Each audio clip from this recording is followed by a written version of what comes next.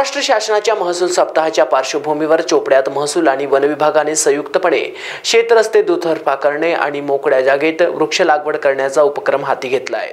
चोपडा तहसीलदार भाऊसाहेब थोरात आणि वनपरिक्षेत्र अधिकारी पी.के. थोरात यांच्या नेतृत्वाखाली लासूर गणपूर रस्त्यावर हा कार्यक्रम पार पडला। यावेळी उपसरपंच अनिल पाटील, शेतकरी सुनील वाघ, पोलीस पाटील जितेंद्र पाटील, ग्राम महसूल अधिकारी अमीन तडवी यांच्यासह गावकरी मोठ्या संख्येने उपस्थित होते। तहसीलदार भाऊसाहेब थोरात यांनी सांगितले की शासनाच्या विविध योजनेअंतर्गत रस्ते मोजणे, मोकळे करणे आणि दुतर्फा करणे हा या उपक्रमाचा उद्देश आहे।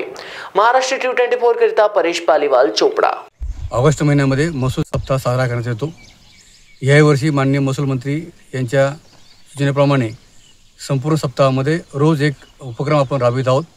आजच्या 3 ऑगस्ट या दिवशी आपण या तालुक्यात आजपर्यंत लोकसहभागातून आणि शासन निर्णयानुसार 29 रस्ते आपण खुले केलेले आहेत आणि ह्या सर्व रस्त्यांच्या दुतर्फा आपण झाडे लागवड करत आहोत।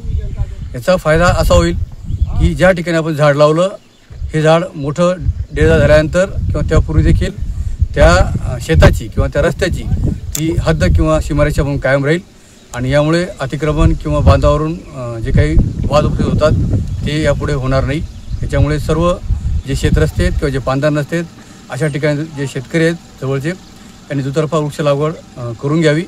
त्यासाठी त्यांना आवश्यक ते रोपं सामाजिक वनीकरण विभाग किंवा अन्य स्वयंसेवी संस्था याच्या माध्यमातून आपण उपलब्ध करून देण्याचा प्रयत्न करणार आहोत।